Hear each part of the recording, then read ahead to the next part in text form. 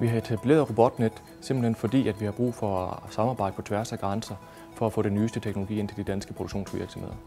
De danske produktionsvirksomheder skal jo konkurrere globalt, og for at kunne konkurrere globalt i dag har vi brug for at automatisere bredt og bruge de nyeste teknologier. So RobotNet is the first time that 4 RTOs have come together across Europe to solve problems for the companies of Europe, whether they're incubators, startups, SMEs or large corporations. Using the power of the 4 RTOs, we can solve any robotics and automation applications that any of these companies may have. Fordelen ved, at vi arbejder sammen med de her 4 aktører på tværs af Europa, er, at vi udnytter de kompetencer, der ligger rundt omkring. Teknologisk Institut er selvfølgelig rigtig dygtig til rigtig mange områder inden for robotteknologi, men det er de andre også.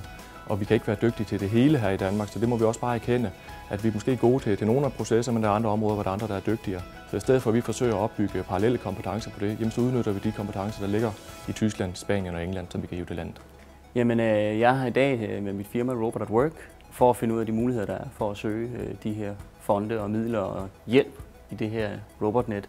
Det er et super godt projekt, der er sat i søen, og det er godt i den tanke, at man netop prøver at hjælpe virksomheder fra en idé eller et problem hen mod et pilotprojekt, som bliver udført. Så den der konkretisering af en idé, det er super godt.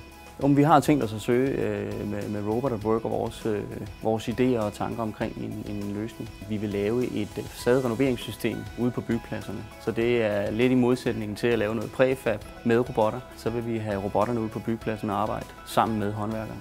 So a company in Denmark comes to DTI and they need some welding expertise and machine vision. Well, DTI are great at machine vision and they've got some experts, they're probably the best in the world. And yet, because of RobotNet, they also get access to the welding specialist at the MTC and at Fraunhofer. So combined, they get a much stronger result than working with any single RTO. Hvis du står med et problem eller en udfordring, så kan du allerede nu søge det, vi kalder en voucher i RobotNet, som er en mulighed for at få hjælp til lige præcis det problem, du står med.